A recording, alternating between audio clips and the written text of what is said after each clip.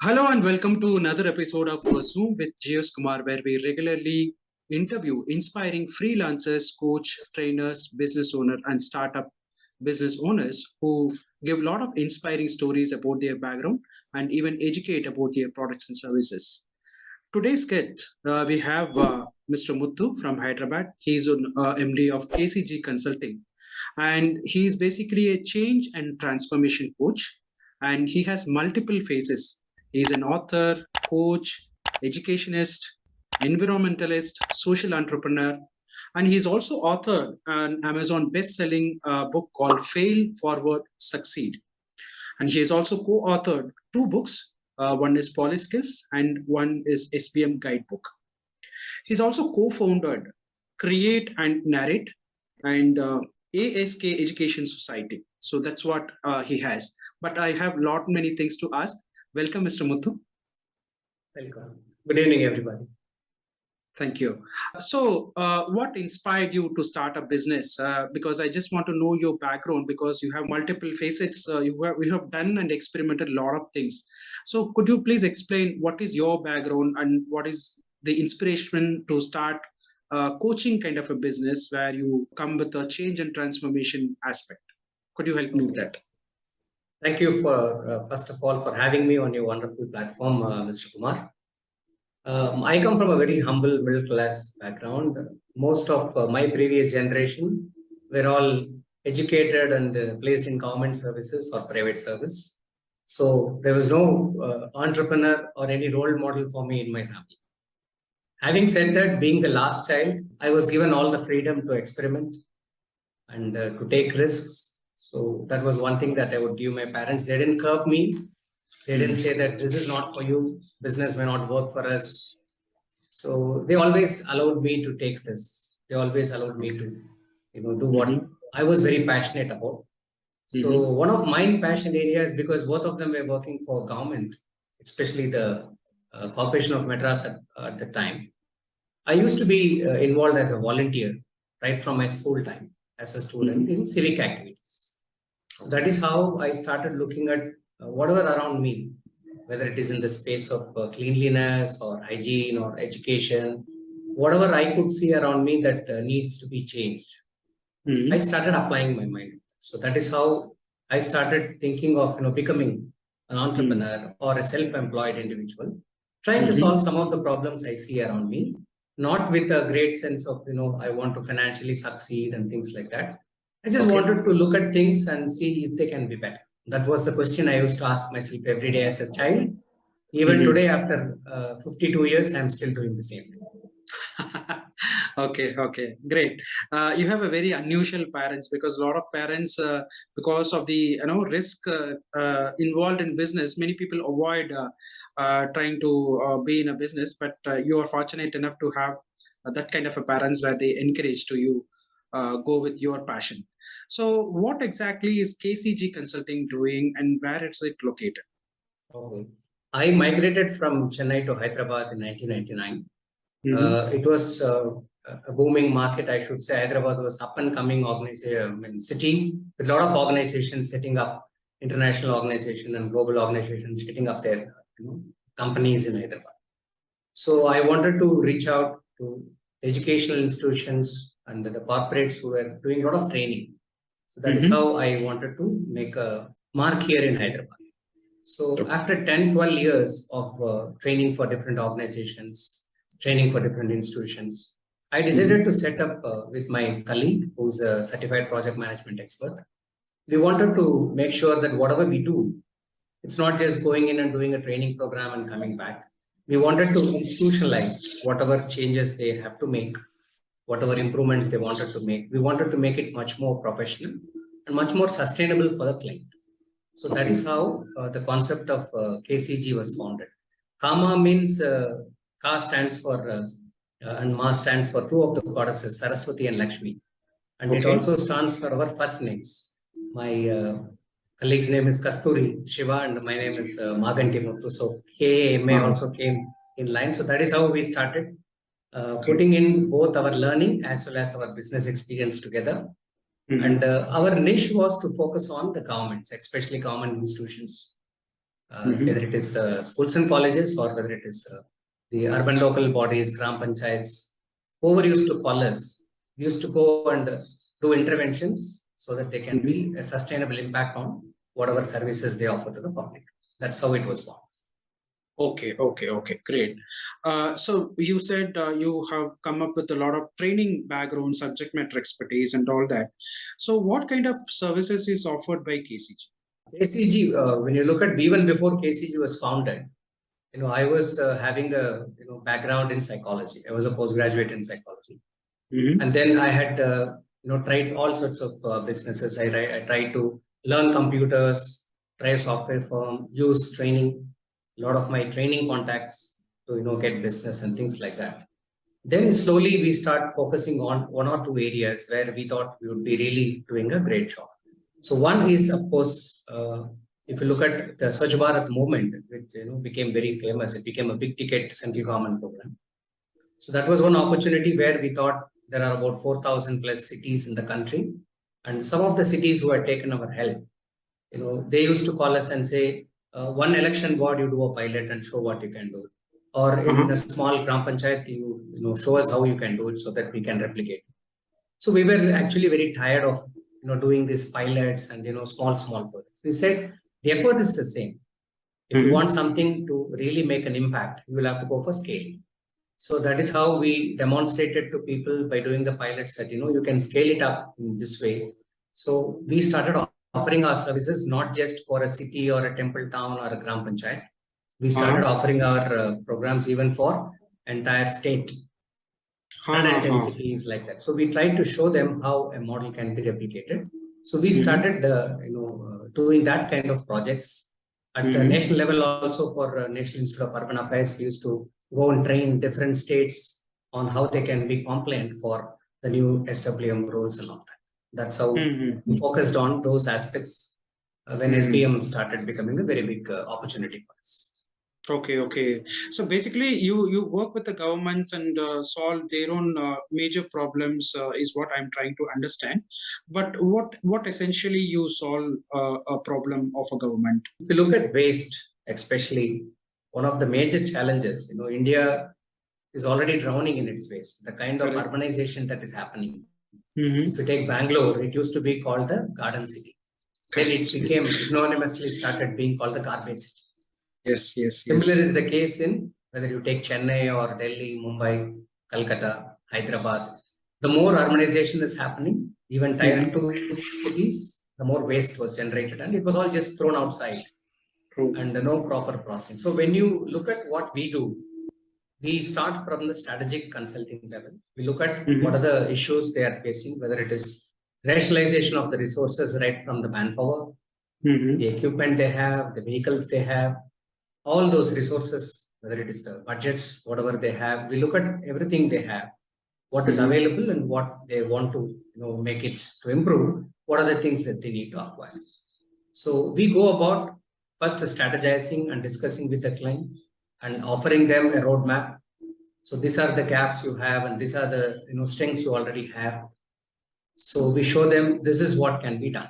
And then once the council approves our program, then we completely help them, not only just give them the roadmap, also in every operation we try to handhold them.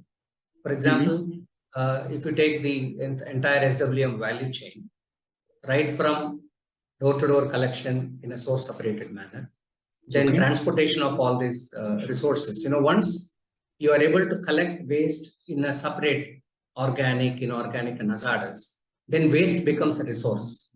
Only when it is all mixed together and thrown away, it is garbage. But when it is taken separately and every day it is collected, it becomes a resource. So the organic can become a resource and input material for composting or for biogas. Similarly, all the inorganic can be used for recycling and upcycling. The hazardous can be used for either burning or burning. It can either give some calorific value or it can be safely disposed. So we show them how this collection and how the transportation needs to be separate and how the processing needs to be taken so that the entire cycle is complete. Nowhere there is a gap. But the challenge here is it is not as easy as it is said on the strategy, because it is about people. The cities or the municipalities or the gram panchayats don't generate the waste. It is the people who generate the waste. It is the businesses which generate the waste. Now, whatever plan we do, unless the people cooperate, unless the businesses cooperate, unless the entire ecosystem is taken care of, these plans will not succeed. Now, to succeed, it is like 365 days, 24/7 kind of thing. Today, you do your work, and then at the end of the day, you cannot hang up your boots and say, okay, I've done my work. Because within the next few minutes, again, the waste generation starts. It keeps continuously starting. True. It is a never-ending vexing problem. So when we say some problems have solutions, some problems do not have permanent solutions. That's why they are called a vexing problem. While we are continuously doing managing these challenges, how do you increase the efficiency? How do you reduce the efforts, reduce the cost, reduce the pollution?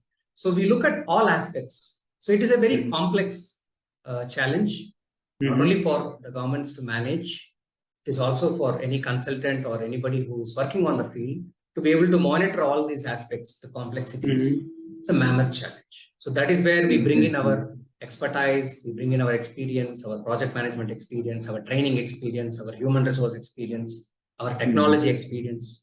So we have to bring in a big team of people who have to work together to solve and continue to solve this daily challenge, I should say.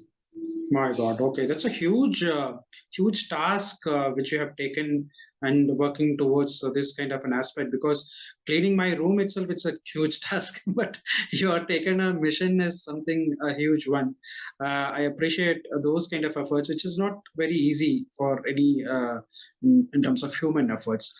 But what are your sustainability goals in terms of your function, and how your organization is working towards that?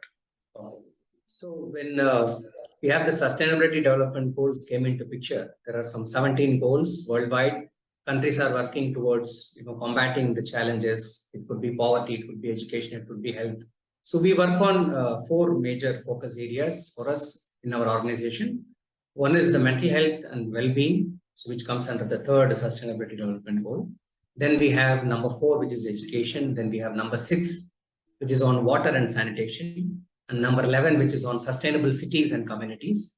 So these are the areas where we have an impact. For example, you have somebody coming up like 3rd largest bus stand in Hyderabad, which is called the Mahatma Gandhi bus stand. So they're looking at daily, how do they manage their water challenge, especially the scarcity in the summer, because close to 1 lakh footfalls are there on the weekends. Every day, 50 to 60,000 people come there. So they get water through tankers, which is of course the case for most of the communities. Even if you look at the apartment complexes and gated communities in most of the developed cities, we have a lot of water scarcity in the summers. Everybody buys tankers. So how do we work on reducing the wastage of water, especially fresh water, which is a very valuable commodity? And if you look at the winter or the rainy season, again you have floods. So if you see the climate change, how it is affecting, either there is floods or there is drought. So there is a continuous cycle of drought and floods happening more and more frequently. So how do we make small measures? How do we assess the water needs of the community or for a big entity? How do they recycle the water? How do they not waste? What can be done in prevention? So we do a scorecard, we do an assessment, we give them small things like what kind of water flow tablets they can add so that straight away the reduction comes in. So this net benefit is they not only save water or the resource in terms of money for their own community, it also impacts the environment indirectly. So one of the things people always used to say is, what will all these small measures really help? Will it really make a big difference to the world? What if one person does wet and dry separately, how is it going to change the world? So we have this very interesting proverb, isn't it? Little drops of water make the mighty ocean. So when you are able to have mechanism wherein you combine all the small dots and small efforts, it multiplies into a major impact. So that is how we start. We start very small. We demonstrate how it is possible by doing very little minor interventions, and then slowly you can see that it has a ripple effect and a bigger impact. Wonderful. In your conversation, you rightly said, like, it's a never-ending story. Okay, but our cities are completely, are drowned by all these wastes on a daily basis. So, in that kind of a scenario, how do you think you can help these kind of cities, especially Bangalore, Chennai, and all that, where we have huge population, huge density of population, even Hyderabad for that matter. So, how do you usually help? Because you have goals, you have standard plans and all that, but still, practically, how do you help people? Okay. Now there is a lot of awareness. It's not like earlier. When I was Okay. growing up in Chennai, bullock carts used to come and take waste. I don't know, many Mm-hmm. people would not even have seen that kind of scenario. There used to be Mm, cement bins, even in Bangalore or any city for that matter. There used to be mm. cement bins of the municipality in some street corner. People will throw the waste all around the bin. The bin will be empty, but around the bin there will be full of waste. And these True. bullock carts will come and they will collect it once a week or so. Mm-hmm. But after the economy opened up, when Yeah. plastics became more common, till then it Mm, was not a big problem. Till the mm, 1990s, 1991, I should say. The problem was getting bigger and bigger when urbanization was happening, but it was not such a huge problem. But mm-hmm. once the economy opened up and we started generating, the per capita generation and consumption went up, and all Mm. the single serve plastics and disposables started coming in. That is when there was a lifestyle change. Correct. And that immediately, within a very short time, it put tremendous pressure on the municipal governance for any Okay. city for that matter. So people were not bothered, they were not aware of what they were doing. So they were doing what was convenient for them. And Yes. then once they realized that all their ill health and all the challenges, for example, many people cursed the pandemic. For 2 years, they have Mm, been saying how COVID has spoiled many of their plans. But mm. in one way, what it happened is it has thrown some light on what is the importance of personal hygiene. Correct. We, on the other hand, we have been always doing and trying to, shout on from the rooftops about the social hygiene. Now, Mm-hmm. personal hygiene and social hygiene go hand to hand. Hand to hand. I can take a bath every day, morning and evening. I will keep my house clean, but I will throw all my waste on the road. And that Mm-hmm. doesn't work because your road, that is where the air is going to come in again from outside Correct. inside your house. Mm. So once people started becoming aware, it's not that many of these cities are not able to. They all have a lot of budgets, they have the infrastructure, they have the capability, they have the teams who are working tirelessly from morning and evening. What perhaps the slight monitoring or the fine tune we say, little micro things that we need to adjust. That needs to be done. It's not that people are not ready. For example, if you take Indore, it is one of the biggest cities in MP, and then 6 times they have won the cleanest city award in the country last 6 years. How was it possible? It is possible only because of the people's involvement. They have Correct. taken pride in that, Responsibility. we want to be the cleanest city in the country. Mm. So this Swachh Sarvekshan, which is perhaps the biggest cleanliness Mm. competition in the world, where every city, is competing to improve their rankings, it has Mm. given a competitiveness, a sense of urgency for people to clean up faster. Mm. But before all this happened in 2012, we did a very interesting social experiment called Clean Mm-hmm. Cities Championship, where for the first time we wanted to create a competition for the municipal workers from Uh-huh. different cities to come to one city and demonstrate how they can make it cleaner. So in Oh, okay. 2012, even before the Swachh Bharat movement and all had come, we went to Warangal, which is a tri-city. Mm-hmm. It is quite big. It was a tri-city. And then we took some funds from the Pollution Control Board. And then there was an young IAS officer who was very keen to make his city from very, very poor sanitation to very clean. He gave 15 days time, 1 week for planning and 1 week for implementation. And October 2nd, we said we will award you if you are able to. We divided the three cities, the tri-city, into micro pockets, and we assigned these teams from different cities who had come in. We said, you take care of this pocket. And if it is done in the way, in the process it should be, then the first prize, if you win, it will be 30,000 rupees. So we created not only a sense of ownership for that area, it is their responsibility to sweep, to clean the drain, to convince the people to give the waste in a segregated fashion. So they started, for the sake of winning the competition, because 30,000 rupees for laborers is a Yes. Yes. huge money. It was a big incentive. Yes. Mm. So not only what was it the case of money, but it is also the case of the sense of pride. that I have to be the best. So that was the first time we created a social experiment where we said it is possible for people to clean up, going from the worst managed sanitation, situation to the best within 15 days. And within 1 week, they all became so, affiliated towards each other that they didn't want to let go of the, PH workers from the other town. They said, no, you stay back. We have never seen this kind of service from the government. Okay. So that experiment, it was widely covered in Hindu and all that, in all the national and international press. So it was the first time where we demonstrated that the municipality does not have to spend money with whatever manpower they have, with whatever vehicles they have, whatever collection mechanism they have, just with a little bit of fine tuning and taking some grants from Pollution Control Board. So we went with the concept, we went with the strategy, we went with the money, and about 10-15 of us youth who wanted to come and make a difference, all volunteers, did a volunteer program there and made this a successful project. Wonderful. So it is the question of leadership, it is the question of planning, and it is the question of executing the plan with micromanagement using technology. So we used to track how much is being collected by that team, how many houses they collected, did they do 100% or not?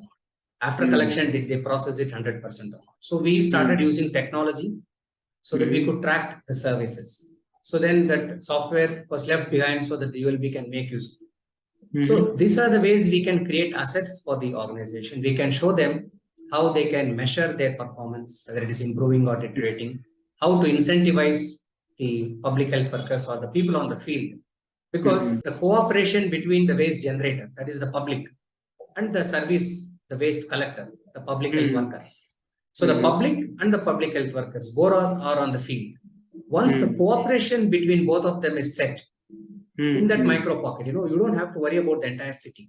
So you divide the city, you allocate areas, you assign responsibility and accountability for whatever area they are doing. So you make it into a very small challenge. You take a big challenge, break it down into a very small challenge, give them all the motivation, give them all the tools, give them all the clarity on what is supposed to be done and how it will be measured. Automatically, you see that within a period of time, we go from 0 to 100% compliance within time. So we demonstrated that. And today, what Swachh Sarvekshan is doing is also trying to institutionalize the same kind of competitiveness. What are you doing with the waste? How much are you collecting? Are people segregated? What are you doing with the behavior change of the people? What are you doing with the processing? How much of money you are spending? How much of money you are earning back from waste? So all these things have started giving some results. Now, it will take perhaps another decade for us to achieve some of the results we set for. It is a long process. As I said, as we are improving, everyday waste is being continuously generated. So we have to combat. It is like, doing a beating heart surgery. You cannot stop the heart and then quickly stitch it up. So you are as the problem is continuously being generated, you are also incorporating the solution so that you are able to make the person healthy. Same case with the cities. It is not impossible, but it is an incredible task. Wow. I mean, while hearing itself, I could visualize how it could be like, and give us a goosebumps of, how it could be where entire India is implementing the whole system, where each one is competing with each one's, units of spaces and compete on cleanliness. So, that can be a major thing. Like, I mean, you were instrumental in setting up these kind of initiatives, something tremendous and appreciable. We've just taken a leaf out of a very simple principle. Cooperation makes us better, and competition makes us faster. So when you are in a competition, you try to be faster. At the same time, you incorporate the elements of cooperation so that you run together and you achieve your goals. That is what some of the cities have done wonderfully in the past 4 or 5 years. No, that's what in India it requires an external person to guide us on certain activities which we are not even aware or not even think of a personal responsibility. But do you have any principles to follow on a daily basis, on how to work on this waste management, because as you gave some input on these kind of things, it becomes a hard hit for me to understand what is the kind of responsibility I have to take on a daily basis. So do you have any principles to follow on these elements? Yes, very simple. We don't have to do anything out of the world. It's very simple. It is not that somebody external has to come and tell us. If you look at our culture itself has lot of focus on personal hygiene, cleanliness, keeping our environment, planting trees. We had all of these things. It's not that we didn't have it, but quick rapid urbanization made people look for convenient solutions rather than correct solutions. So it was just a concept of what is more convenient. Especially you take the bottom of the pyramid concept. When single serve things like one shampoo bottle was 100 rupees, but a shampoo sachet was 25 NP when it first came. Correct. So people started buying those use and throw because it's more convenient. So we have to first question ourselves, because all these principles have been there for a long time. For example, the 3R principles, let us say, if we are able to practice it, I don't think we need to do anything else. Okay. Reduce, reuse, recycle. Let us take the very, very basic thing. How can we incorporate into our own day-to-day life? Now, before we buy something, before even when you're going shopping, people are saying, take your own bag. But we are so used to conveniently getting a carry bag from the shop. So now today, even this states have started dispensing with bags. In Tamil Nadu, especially, that manjapai movement is very famous. Earlier days used to carry one manjapai whenever they go for shopping. Now these manjapai dispensers have come in many of the malls. Correct. You can just press a button. Of late, I have seen yes, true. So we had already had the concept of taking our bags with us. When it is raining, you used to take umbrella with us. Nowadays, we don't do all those things. So it is question of going back to the basics and say, okay, these are the things that we can do for ourselves. You will not believe. Okay. There's one town in Telangana called Medak. It has one of the oldest churches in the country, and every weekend close to lakh of people go there. Other time it's a very small town, less than 1 lakh population. But this stress of tourists and the stress of weekend visitors is so high that a lot of waste is generated, especially disposed. So they simply used to go and burn all these single serve things. When we started doing the intervention, we called all of the people, all the vendors, and said, you will not use any single serve. You will only use reusable cups, plates. And even in the mutton shops and chicken shops, no black covers. Ask people to bring their own vessels. And when people bring it, you give them 5 rupee, 10 rupee discount, or you give them an egg free, whatever it is. You create your own incentive for the public. Within 3 weeks, you will not believe, not even a month. Within 3 weeks, 25 days, the entire city was rid of all the single serve. So no paper plates, no paper cups, no tea cups, no coffee cups, no plastic cups, no carry bags, nothing. So when people are really, wanting to do something for their own development, they are keen. Then what happens is this continued for 3 to 6 months, and then COVID hit. Then what do you think would have happened? Again, everybody has gone back to disposable, because again, you cannot use the same vessels. So sometimes what happens is your best, whatever intentions you have, you are able to gain a lot of momentum. You are able to, incorporate these 3R principles, and then something comes and suddenly it throws. So that is why we need to go back. Every time we have an opportunity, wherever we can, we use only things that can be reused. That is one thing that we can follow in our day-to-day life. And avoid unnecessary purchase of anything. For example, every Diwali, every Dasara, you get a lot of new mobile phones being launched. Even though we have a perfectly capable mobile phone, the latest 5G phone is always an attraction. You want to buy one more phone. One small mobile phone has got almost 99% of all the elements discovered by man, mined from the earth. So when you buy a mobile phone, you are indirectly, encouraging all this mining and all the resources from the earth, being waste. And you throw away your old phone, what happens to that? Again, electronic waste. Right. So whatever you do, make sure that old phone is recycled properly. Give it to a proper recycler instead of throwing it away, instead of throwing the parts. So small things that we can reuse, small things we can avoid buying. If we start incorporating that, It helps both financially as well as environmentally. So we should, in our own day-to-day, if we especially encourage the children to start following this, then automatically they will start correcting us. Because for us, 30, 40 years of doing something in one way, it's very difficult to change. But once the children pick up the habit, they will start role modeling us. Earlier, we used to tell, you role model the children, you change. It was not happening. So we said, okay, we will work with people who are open to work.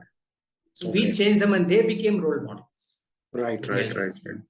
So you mean to say it's a conscious effort which we have to make in terms of every activity which we do, and be a little more cautious on the waste which we generate during the process, which we are not aware of, but little more conscious, like the bag which we use in supermarket, where there may not be a plan to go for a supermarket, but suddenly when we are walking through, we'll just go into and get two, three products where they are pushing us to carry one more bag. So that way it is very simple. If you are going in your car or a two-wheeler, you always keep some bags or umbrellas if it's raining. You keep them ready. So even suddenly, if you go on an unplanned visit, whether you are in your two-wheeler or in your car, you make sure that there is one, even if it is another plastic bag already got from the same. If you are able to keep it, you can reuse it instead of using another fresh one. And similarly, water is a major challenge. It is going to be a major challenge going forward. So if you find any tap which is leaking in your house, if you say the flow is very high, you don't need that much of a flow for washing vegetables or vessels or taking a shower. You can reduce the flow so that you can save as many liters of water. So these are all small, minor adjustments we can make in our mind. Automatically, it will start becoming a habit. So the moment the habit starts, 5 days, 10 days, you pick up a new habit, then you don't like to go back. It becomes part of your lifestyle. True. Makes a lot of sense. And since you come with the similar kind of a background, I just wanted to ask, like, see, in earlier years, like 90s, 80s, we had the regular process of summer holidays, a proper raining time and all that. But the latest decade, I have seen a very surprising change. Like, when we think of summer, it starts from even January. Okay, sometimes, and rains starts even before that or after that. Sudden rainfalls, flood cycles. There are a lot of people talking about global warming. What exactly has changed to bring to this kind of changes in the entire system of environment? Yeah. So this is where whatever we are seeing in the news every day almost. One day you will see floods in Hyderabad, the next day you will see floods in Bangalore, the next day you will see floods in Chennai, and the next day you will see floods in Vijayawada, Andhra.